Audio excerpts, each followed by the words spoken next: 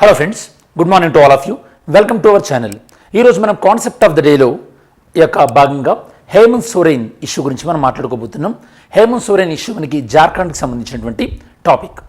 Actually నిన్న night Hemant సోరెన్ని arrest చేశారు. ఎవరు అరెస్ట్ చేశారు, ఏం డీటెయిల్స్, ఫర్దర్గా అసలు ఒక వ్యక్తి జైల్లో ఉండి కూడా ముఖ్యమంత్రిగా ఉండొచ్చా అన్న విషయాలు కూడా మనం డీటెయిల్గా డిస్కస్ చేద్దాం.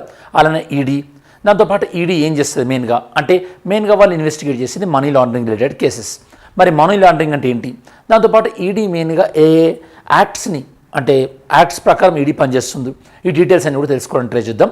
ఫస్ట్ ఆఫ్ ఆల్ మనకు జార్ఖండ్లో జరిగింది ఏంటంటే, జార్ఖండ్ చీఫ్ మినిస్టర్, ఇంతకుముందు ఉన్నటువంటి చీఫ్ మినిస్టర్ అంటే ఇప్పుడు రిజైన్ చేశారు కాబట్టి, సో జార్ఖండ్ ఎస్-12 chief minister, former chief minister మనకి హేమంత్ సోరెన్కి నోటీస్ ఇచ్చారనమాట ఈడీ.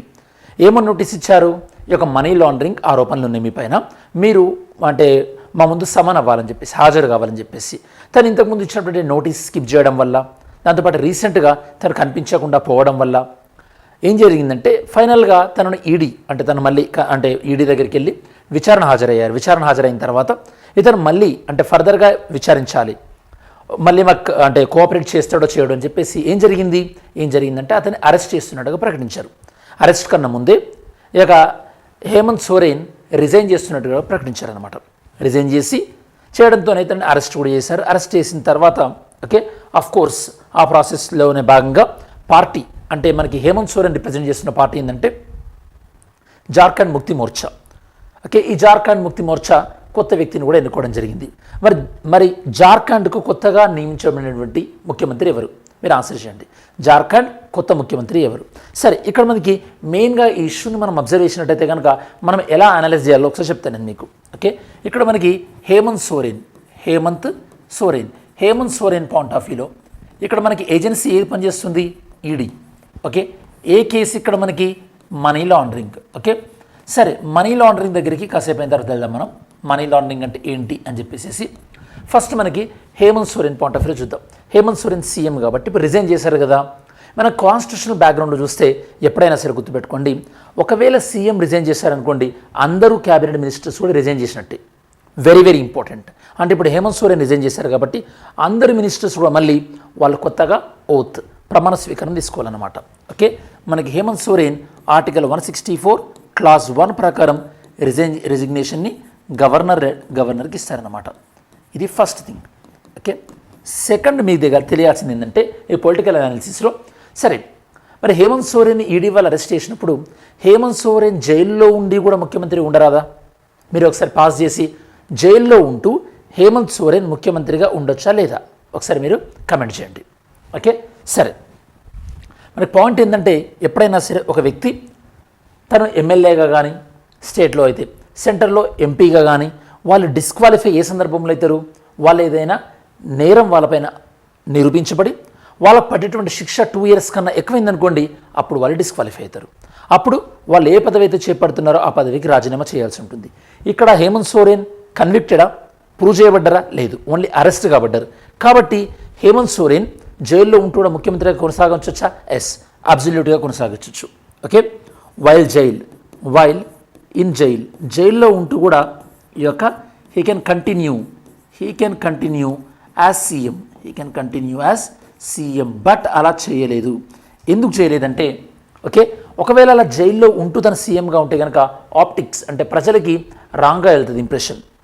ఒకవేళ ఇప్పుడు జైల్లో వెళ్ళడానుకోండి, ఆబ్వియస్గా ప్రజల్లో సానుభూతి వ్యక్తం అవుతుంది కదా, మనం చూస్తున్నాం ప్రతిసారి రాజకీయాల్లో జనరల్గా.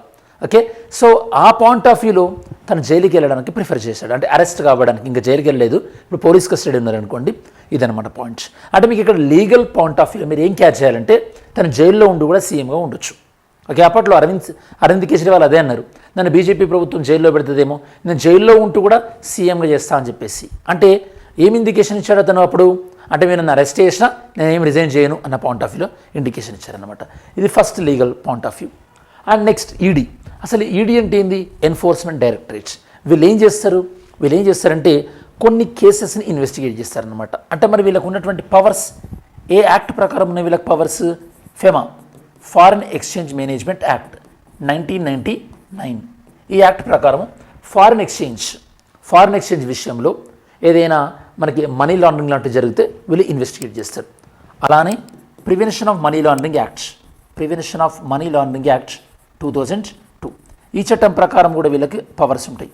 దాంతోపాటు ఈ యొక్క economic fugitive offenders act, okay, or fugitive economic offenders act, FEMOA, fugitive economic offenders act, fugitive economic offenders act 2018.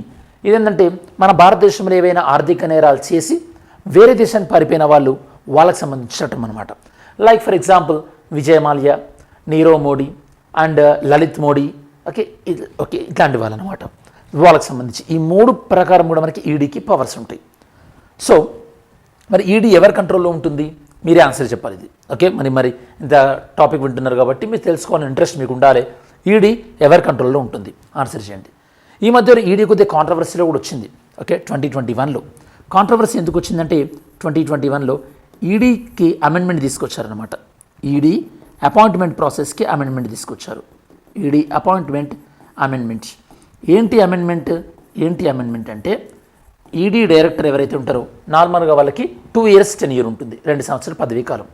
Amendment చేసి వాళ్ళ యొక్క 2 years టెన్యూర్ని ఇయర్లీ ఎక్స్టెన్షన్గా కూడా ఇస్తామని చెప్పారు. అంటే 2 years తర్వాత ఇయర్లీ ఎక్స్టెన్షన్. అలా ఎన్ని ఇయర్స్ ఇవ్వచ్చు, ఇంకొక 3 years ఇవ్వచ్చు. దీన్ని ఎందుకు క్రిటిసైజ్ చేశారంటే చాలామంది అలా ఇయర్లీ ఎక్స్టెన్షన్ రావాలంటే వాళ్ళు ఏం చేసి ఉండాలి, ఆబ్వియస్గా ప్రభుత్వానికి అనుకూలంగా ఉండాల్సి వస్తుంది. కాబట్టి దీన్ని క్రిటిసైజ్ చేశారు. ఉంటే ఫిక్స్డ్ టెన్యూర్ ఇవ్వండి, అంతే తప్పించి ఫిక్స్డ్ టెన్యూర్ తర్వాత మాకు నచ్చితే మీ టెన్యూర్ పొడిగిస్తామంటే మీకు నచ్చినట్టు ఏదో ఒకటి చేయాలి కదా, అది క్రిటిసిజం అనమాట. సరే, ఈ పాయింట్ ఆఫ్ వ్యూ ఈ డైమెన్షన్ కూడా అయిపోయింది కదా అనాలిసిస్లో. Next money laundering. Money laundering అంటే ఏందో ఒక చిన్న మనకు ఒక ఫ్లో చార్ట్ ద్వారా తెలుసుకోవడం ట్రై చేద్దాం. మనీ లాండరింగ్ అంటే ఫస్ట్ స్టేజ్లో ఏంటంటే ఏదైనా ఒక ఇల్లీగల్ యాక్టివిటీ ద్వారా మనీ సంపాదించడం ఫస్ట్ స్టెప్ నెంబర్ 1. అంటే మనకు అవినీతి ద్వారా కానీ లేదా బ్లాక్ మార్కెట్లో కానీ లేదా మనకి ఇల్లీగల్ ట్రేడ్ కానీ అవినీతి ద్వారా దాన్ని ఏం చేస్తారంటే దాన్ని యొక్క ప్లేస్మెంట్, దాన్ని వివిధ దేశాలకి ఈ యొక్క బ్యాంకులో పంపిస్తారనమాట. మనకి ఇప్పుడు శివాజీ మీరు మూవీ చూసుంటారు కదా, దాన్ని మనం ప్లేస్మెంట్ అంటాం. వేరే అకౌంట్లోకి అంటే మనం ఏవైతే డిఫరెంట్ అకౌంట్లోకి డబ్బులు పంపించామో ఆ అకౌంట్ నుంచి డబ్బులు ఇంకా వివిధ అకౌంట్లోకి షిఫ్ట్ అవుతుంటాయి అన్నమాట. దీన్ని మనం లేయరింగ్ అంటాం. దాని తర్వాత ఫైనల్గా మళ్ళీ ఆ డబ్బులు ఏదైనా ఒక NGOకి రావడమో లేదా దాంతో ఏదైనా ఒక ఫ్యాక్టరీయో లేకపోతే ఏదైనా ఎక్స్పెన్సివ్ గిఫ్ట్లు కొనడమో జరుగుతుంది. అంటే మళ్ళీ మనీ మనకి ఇంటిగ్రేషన్ మార్కెట్లోకి వస్తుంది. అంటే ఇక్కడ సింపుల్ లాండ్రీ అంటే ఏంది, డర్టీ క్లాత్స్ని ఫ్రెష్ క్లాత్స్గా మార్చడాన్ని మనం లాండ్రీ అంటాం. ఓకే, క్లీనింగ్ అనమాట. ఇక్కడ మనీ లాండరింగ్ అంటే మనీని మనం డర్టీ మనీని ఏం చేస్తున్నాం, క్లీన్ మనీగా మార్చుతున్నాం, అంతే. మనీ లాండరింగ్లో ఉన్న స్టెప్స్ ఏంటి మనకి, ప్లేస్మెంట్, లేయరింగ్, ఇంటిగ్రేషన్, ఇవి 3 అనమాట. ఓకే, ఇది మనకి హేమంత్ సోరెన్ పాయింట్ ఆఫ్ వ్యూలో మనీ లాండరింగ్ గురించి. సరే, ఓవరాల్గా పొలిటికల్ పాయింట్ ఆఫ్ వ్యూ మీకు అర్థం కావాల్సింది. హేమంత్ సోరెన్ రిజైన్ చేశారు. ఆర్టికల్ 164 Clause 1 ప్రకారం రిజిగ్నేషన్ గవర్నర్కి ఇచ్చారు. సీఎం రిజైన్ చేస్తే మినిస్టర్స్ అందరూ రిజైన్ చేసినట్టే. జైల్లో ఉండి తన సీఎంగా కంటిన్యూ అయ్యే అవకాశం ఉండే, but he did not do. ED ఏమేమి ప్రొవిజన్స్ ఉన్నాయి, ఈడీ అపాయింట్మెంట్కి సంబంధించి ఎలాంటి చేంజెస్ వచ్చినాయి, అండ్ ఈడీ ఎవరి కంట్రోల్లో ఉంటుందంటే మనకి department of revenue, ministry of finance కంట్రోల్లో ఉంటుంది. మనీ లాండరింగ్ అనే కాన్సెప్ట్ కూడా చెప్పాను నేను మీకు. సో ఐ హోప్ మీకు ఈ వీడియో కొద్దిగా వాల్యూ అడిషన్ అయింది అనుకుంటున్నాం. Have a great day any how. Thanks for watching our channel. జై హింద్.